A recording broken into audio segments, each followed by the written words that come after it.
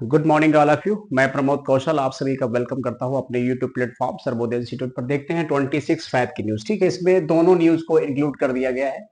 26 भी है और 25 फैब भी है ना, तो दोनों न्यूज को एक साथ हम जोड़ दे रहे हैं। अभी दोनों आपको इस तरीके से मिल जाएंगे ना, तो उसको आप पढ़ लीजिएगा। ठीक, थोड़ा सा कोशिश करो आप सब लोग भी कि थोड़ा, जैसे मान लो आप पढ़ते हो देखते हो या इसमें जो टाइम जाता है, या मान लो आपको लगता है कि अगर सर के चैनल से बेनिफिट है तब तो आप उसको जुड़ो, और अगर लगता नहीं बेनिफिट है तो जहां भी आपको पत्ती फूल गेंदा गुलाब कुछ समझ में आए वहां भी आप ट्राई कर सकते हो। लेकिन मतलब कहने को वही है कि मैं टाइम पास करता नहीं हूँ। अब अगर आप सोचो कि 15-20 न्यूज है तो 10 मिनट मेरे लिए बहुत है, क्योंकि मुझे डिस्कशन करके क्या फिजूल का क्या फायदा है। अब यहाँ वहां की न्यूज जोड़ेंगे तो बहुत लेंदी हो जाएगा ना। तो अगर आप सबको लगता है कुछ फायदेमंद है तो थोड़ा बहुत आप लोग भी सपोर्ट करिए उस चीज का ना। देखिए, अभी हाल ही में अमृत धारा योजना की शुरुआत किस बैंक ने शुरू की। देखिए, ये कोई क्वेश्चन ऐसा हो सकता है किस बैंक के द्वारा अब शुरू की गई, या इस मतलब स्कीम का क्या उद्देश्य है ना। तो कुछ ऐसे ऑप्शन भी हो सकते हैं, पीएनबी है, स्टेट बैंक ऑफ इंडिया है, bank of Baroda, UCO bank है ना। तो इसका राइट आंसर यूको बैंक है ना। अब इसकी थोड़ी सी व्याख्या है वो देख लेंगे हम लोग, इसको क्या हमको समझाना है। उत्तर प्रदेश में किसानों और पशुपालकों को समृद्ध करने के लिए यूको बैंक की ओर से अमृत धारा योजना की शुरुआत की गई है। इसके तहत किसानों व पशुपालकों को 2 से 10 गाय पालने के लिए 10 लाख रुपए तक का ऋण दिया जाता है ना। तो ये तो बढ़िया स्कीम है। जिनको लगता है भाई ज्यादा पढ़े लिखे नहीं है, सरकार देखिए मुख्यमंत्री युवा जो है उद्यमी रोजगार योजना लाई है, तो उसको भी क्या कर रही है, वो आपको सपोर्ट कर रही है ना। तो उसमें भी आप 10 लाख रुपए तक का लोन आप मतलब ले सकते हो विदाउट इंटरेस्ट। और सरकार का मोटो देखिए स्पष्ट समझ लीजिए, चाहे केंद्र सरकार हो चाहे राज्य सरकार, वो खुद साफ साफ कहते हैं कि इतनी नौकरियां नहीं है जितनी आप सोच के बैठे हो। तो ये तो एक बड़ी अजीब सी बात है कि अभी आप यकीन नहीं मानेंगे कि कोई भी अगर आप फॉर्म भर दीजिए, अभी मान लो कि आप आरओ की ही बात कर लो, तो आरओ में नंबर आप पोस्ट कितनी है 411, और फॉर्म की संख्या पड़ी है 11,76,000।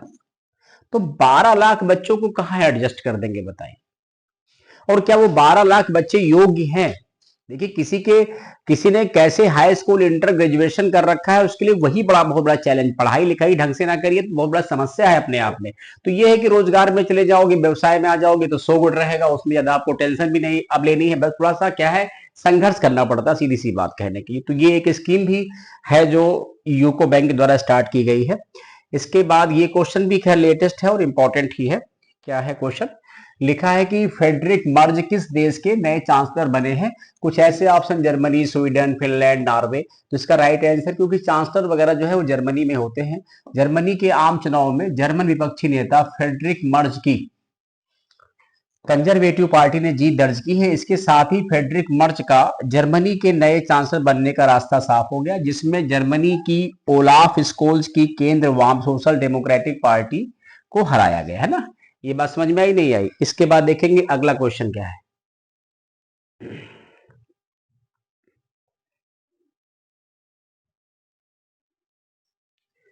हाल ही में कार्बन बाजार पर पहला अंतरराष्ट्रीय सम्मेलन जिसका नाम है प्रगति का कहाँ आयोजित किया गया। पटना, रांची, नई दिल्ली, सूरत। तो इसका राइट आंसर नई दिल्ली है। देखिए, कार्बन बाजार क्या है, क्योटो प्रोटोकॉल जो हुआ था 1997 में, जिन लोगों ने कहा था कि हम कार्बन कटौती पे काम करेंगे, या कार्बन कटौती कैसे हो, या CO2 का जो मतलब उत्सर्जन उसको कम किया जाए, ज्यादा पेड़ पौधे लगाओ, तो जैसे इंडिया को उसका फायदा मिला। तो अगर इंडिया जैसे इन मामलों में आगे जा रहा है तो उसको उसका फायदा मिल रहा, तो उसी का एक प्रकार का ये बाजार है। कार्बन बाजार पर पहला अंतरराष्ट्रीय सम्मेलन 24 और 25 फरवरी 2025 को नई दिल्ली में ही हुआ। तो ज्यादातर ऐसे जो आयोजन होते हैं वो सेंट्रल जो कैपिटल होगी वही होंगे। इसके बाद एक पॉइंट ये है, लिखा हुआ है, हाल ही में संयुक्त राष्ट्र की महिला शांति सैनिकों के लिए पहला सम्मेलन कहाँ आयोजित किया गया।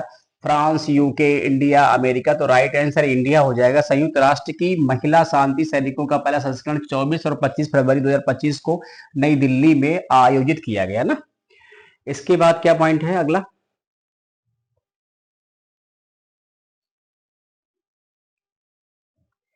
लिखा हुआ है कि हाल ही में ISS मिशन के लिए चुने गए पहले विकलांग अंतरिक्ष यात्री जॉन फॉल का संबंध किस देश से है? पहली बात, आईएसएस का फुल फॉर्म क्या हो जाएगा? इंटरनेशनल स्पेस स्टेशन बोलते हैं इसको।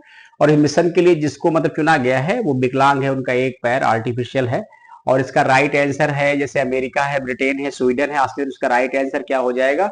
ब्रिटेन हो जाएगा, इसका ध्यान रखेंगे। Britain is the right answer. चलो, और इसके बाद क्या है पॉइंट, ये क्वेश्चन ज्यादा आता है एआई वाला। एआई का फुल फॉर्म तो कई बार मैंने बोला है, आर्टिफिशियल इंटेलिजेंस। अभी हाल ही में एआई मॉडल मैग्मा का अनावरण किसने किया है? तो इसका राइट आंसर माइक्रोसॉफ्ट हो जाएगा, अमेरिकन कंपनी है। गूगल है, आईबीएम, एप्पल, ये सब अमेरिकन ही है। इसके बाद एक क्वेश्चन और आता है, वो क्वेश्चन ये है कि हाल ही में गवाह सुरक्षा योजना, विटनेस प्रोटेक्शन स्कीम किसके द्वारा लॉन्च की गई? ठीक है, तो इसका आंसर हरियाणा में ही ऐसी व्यवस्था शुरू की गई। हालांकि ऐसी व्यवस्था होनी चाहिए। मान लो किसी केस मालूम चला आप मुख्य आरोपी हो, और और किसी ने अगर आपके खिलाफ मालूम चला कोई गवाह देने या मतलब गवाह बन गया, तो गवाहों को क्या है, सिक्योरिटी नहीं मिलती। फिल्मों वगैरह में देखा होगा, गवाह को लोग मार देते, धमकाते, टॉर्चर करते हैं। तो वो अच्छा रहेगा कि जो गवाह बन रहा है उसको कम से कम एक सिक्योरिटी मिलेगी ना। ऐसी हरियाणा की पहल है। हरियाणा के सीएम का नाम आप लोग कमेंट करके बताइएगा कि सीएम कौन है हरियाणा का प्रेजेंट टाइम में। ये क्वेश्चन मोस्ट इंपॉर्टेंट है ना, तो ध्यान रखेंगे इस क्वेश्चन को। क्वेश्चन क्या है, देश का पहला हाइपरलूप टेस्ट ट्रैक किस आईआईटी संस्थान की सहायता से तैयार किया गया है? और इसका मतलब राइट आंसर क्या होगा? IIT Madras, IIT Kanpur, IIT Delhi, IIT Kharagpur. इसका राइट आंसर हो जाएगा आईआईटी मद्रास। ठीक है, और इसके बाद हम लोग पॉइंट देखते हैं। यहां पर ये पॉइंट है कि रेलवे को बेहतर और अत्याधुनिक सुविधाओं से लैस बनाने को लेकर केंद्र सरकार लगातार कदम जो है मतलब उठा रही। केंद्रीय रेल मंत्री अश्विनी वैष्णव के मुताबिक देश का पहला हाइपरलूप टेस्ट ट्रैक भी तैयार हो चुका है। इस ट्रैक को रेलवे ने आईआईटी मद्रास के साथ मिलकर बनाया है। ये 422 मीटर लंबा है। अब आप समझो कि स्पीड इतनी ज्यादा बढ़ जाएगी इसके द्वारा कि आप समझिए कि छोटी छोटी दूरी पता नहीं चलेगी आप कब पहुंच गए, यानी 1000 किलोमीटर प्रति घंटे के आसपास। अब इसके अलावा देखेंगे पॉइंट अगला क्या है। इसमें ये लिखा है कि मुंबई और पुणे के बीच प्रस्तावित भारत में पहली हाइपरलूप परियोजना मुंबई और पुणे के बीच प्रस्तावित है। मौजूदा समय में ये दूरी 3 से 4 घंटे में तय होती है, जबकि हाइपरलूप के जरिए ये सफर मात्र 25 मिनट में पूरा हो जाएगा। आपको सुन के विश्वास नहीं हो रहा होगा कि इतनी फास्ट कैसे। रिपोर्ट के मुताबिक इसमें एक पॉड में 24 से 28 यात्री बैठ सकेंगे। हाइपर लूप ट्रेन तकनीक क्या है ये देख लेंगे। लिखा है कि हाइपर लूप एक हाई स्पीड ट्रेन है जो ट्यूब में वैक्यूम में चलती है। इसकी अत्यधिक गति 1000 किलोमीटर प्रति घंटे तक जा सकती है, यानी आप सोचिए कि प्लेन के बराबर। इसमें पॉट्स को वैक्यूम ट्यूब के भीतर चुंबकीय तकनीक पर चलाया जाता है। इस प्रणाली में ऊर्जा खपत बेहद कम होती है और ये लगभग शून्य प्रदूषण उत्पन्न करती है। दुनिया भर में परियोजनाएं, नीदरलैंड यानी हार्डट हाइपरलूप का पहला सफल परीक्षण 2019 में किया गया था, और इसके अलावा स्पेन और चाइना भी इसके लिए प्रयासरत। इंडिया ने भी कोशिश करना शुरू कर दिया है। टाइम अब देखिए 26:05 की न्यूज फिनिश।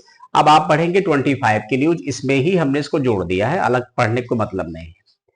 यहां पर पॉइंट क्या है, लिखा है अभी हाल ही में, ठीक, किसे वुमेन एंटरप्रेन्योर्स अवार्ड्स इन सस्टेनेबिलिटी से सम्मानित किया गया है? तो इसका आंसर हो जाएगा निधि कर। ऑप्शन दे रखे हैं अपर्णा सारेन, प्रियंका चोपड़ा, दीपिका पादुकोण।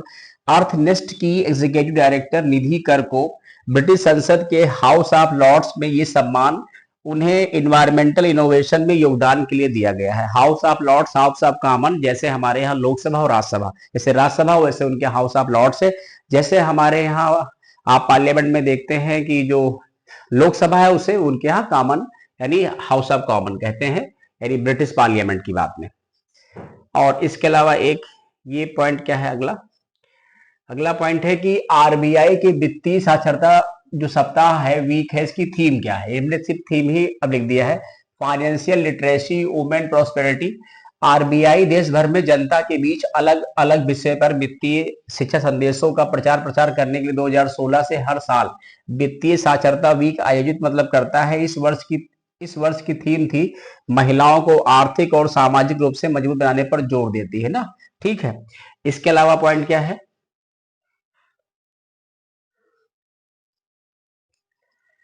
ये क्वेश्चन है हमारा अगला। लिखा हुआ है प्रधानमंत्री नरेंद्र मोदी ने कहां पर वैश्विक निवेशक शिखर सम्मेलन का उद्घाटन किया है? इंदौर, भोपाल, नई दिल्ली। तो इसका राइट आंसर भोपाल में ही किया है, 2 दिवसीय था। प्राइम मिनिस्टर साहब और वहां जो मध्य प्रदेश के सीएम है मोहन सिंह। ठीक, इसके अलावा क्या है, प्रधानमंत्री ने भोपाल में ग्लोबल इन्वेस्टर समिट 2025 का उद्घाटन किया, जिसमें मध्य प्रदेश को निवेश केंद्र में बदलने के उद्देश्य से 18 नई औद्योगिक नीतियों का अनावरण भी किया गया है। और मध्य प्रदेश के जो सीएम है वो मोहन यादव जी है। ठीक है, ध्यान रखेंगे इस बात का। इसके बाद पॉइंट हमारा ये है, लिखा है कि अभी हाल ही में किस ओडिसी नृत्य के जनक के रूप में जाना जाता है जिनका निधन हो गया ना? तो मिलिंद रेगे, मायाधर राउत, प्रतुल मुखोपाध्याय, आप लोग में से कोई नहीं। राइट आंसर मायाधर राउत है। प्रसिद्ध ओडिसी नृत्य मायाधर राउत जी ने अक्सर ओडिसी नृत्य के जनक के रूप में जाना जाता है। 22 फरवरी 2025 को 92 वर्ष की आयु में दिल्ली स्थित उनके घर पर उनका निधन हो गया। बाकी उन्होंने कुछ अवार्ड वगैरह भी उनको मिले हैं, स्पेशली ओडिशा से, ओडिशा के ही है ये। और इसके अलावा अगला पॉइंट हमारा क्या है? अगला पॉइंट है फरवरी 2025 में भारतीय तटरक्षक, ठीक है, भारतीय तटरक्षक बल कहां पर सागर कवच अभ्यास का आयोजन किया है? तो उड़ीसा, केरल, गुजरात, पश्चिम बंगाल। इसका राइट आंसर पश्चिम बंगाल है। सागर कवच 21 से 22 फरवरी 2025 को भारतीय तटरक्षक बल के द्वारा पश्चिम बंगाल के 158 किलोमीटर लंबी तटरेखा पर किया गया। ठीक है, ये एक पॉइंट हो गया। इसके बाद हमारा पॉइंट है अगला, हाल ही में किस हवाई अड्डे ने सर्वश्रेष्ठ सुरक्षा पुरस्कार जीता है? मोपा इंटरनेशनल, इंदिरा गांधी, राजीव गांधी, छत्रपति शिवाजी। तो भारतीय राष्ट्रीय सुरक्षा परिषद ने सर्विस सेक्टर श्रेणी में प्रतिष्ठित सम्मान मोपा इंटरनेशनल एयरपोर्ट को प्रदान किया गया है। मनोहर पर्रिकर के नाम पर रखा गया है, गुजरात में है ना ये। ठीक है, इसके अलावा क्या पॉइंट है अगला? अभी हाल ही में किसे ब्रिटेन से मानद नाइटहुड सम्मान से सम्मानित किया गया है? और कुछ ऐसे ऑप्शन दिए गए, चंद्रिका टंडन, मित्तल जी, हरिमन शर्मा और वसी सिन्हा। राइट आंसर सुनील मित्तल हैं, जो हमारे यहाँ व्यापारी हैं और इनका संबंध जो है तो एयरटेल वगैरह से भी है। ठीक है, तो इनका, और देखिए ये सम्मान देने मतलब नाइटहुड सम्मान देने मतलब ब्रिटेन का एक सम्मान होता है। ठीक है, वो मतलब सिविलियन अवार्ड है। तो देने मतलब ये है कि ब्रिटेन और भारत के व्यापार के रिश्तों में जो भी इन्होंने एक अच्छा काम किया उसके लिए सम्मानित किया गया है। केंद्रीय उत्पाद शुल्क दिवस कब मनाया जाता है ना? तो इसका राइट आंसर हो जाएगा 24/5। केंद्रीय उत्पाद शुल्क दिवस कब मनाया जाता है? 24/5। और इसकी थोड़ी सी व्याख्या है, ये है कि यहाँ पर ये ध्यान देंगे कि अंतरराष्ट्रीय सीमा शुल्क दिवस 27 जनवरी को मनाते हैं। थीम क्या है? मेकिंग थिंग्स इजियर क्लियर, यानी इजियर, क्लीनर एंड फास्टर। ठीक है, ये पॉइंट हुआ। चलिए ठीक है, तो हमें लगता है 2 दिन की न्यूज को आप सोचो कितनी फास्ट कवर कर दिए गए ना। तो अगर इस पे हम कोई आपसे बात करते, लाइक, शेयर, कमेंट या बीच में कोई स्टोरी बताते, शुरू में भले कुछ बोला हो, वो भी आधा मिनट के लिए, लेकिन हम चाहते नहीं बीच में बिल्कुल भी डिस्टर्बेंस हो, आप स्मूथली पढ़िए और आगे बढ़ जाइए। बट अगर आपको लगता है कि सर के प्लेटफॉर्म से कोई सपोर्ट है तो उसको जरूर थोड़ा बहुत आप भी सपोर्ट करिए। ठीक है, पढ़ा तो सब रहे आज के टाइम में, लेकिन सबसे बड़ी समस्या है क्या चल रहा क्या नहीं चल रहा ये किसी कुछ पता ही नहीं है। बस चल रहा है तो बस चल रहा। इस जीवन शैली मत आप जियो, अच्छे से प्रयास करो, बेहतर करो। कहीं कुछ बोलोगे, कहोगे तो लोग आपकी बात को सुनेंगे, समझेंगे। ठीक है, थैंक यू सो मच, बहुत बहुत धन्यवाद।